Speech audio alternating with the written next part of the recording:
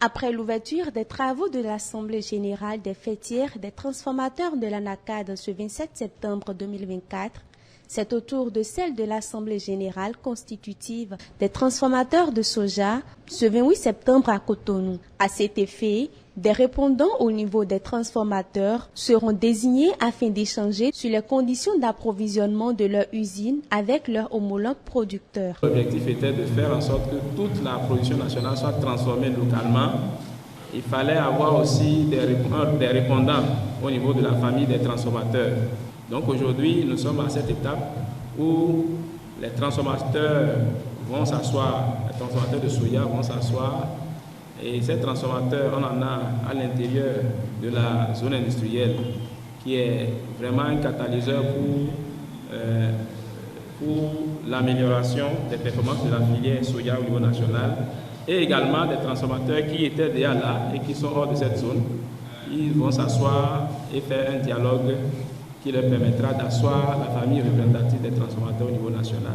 Régis Oké, représentant de la ministre de l'Industrie et du Commerce, expose ses préoccupations.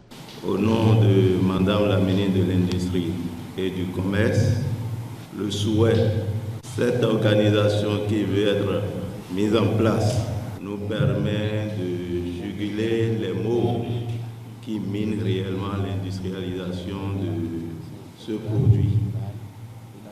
Et au nombre de ces mots se trouve l'inorganisation des acteurs.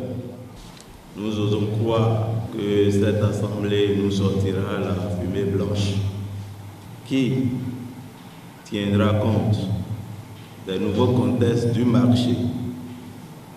Un bon déroulement des travaux, c'est ce que désire le président de la Chambre nationale d'agriculture. Aujourd'hui, nous sommes avec les transformateurs de la seconde filière, la filière soja.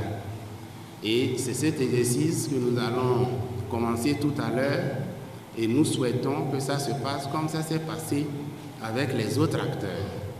Et avoir la composition de cette assemblée, je ne doute pas un instant que nous allons sortir d'ici sans mettre un bureau digne du nom.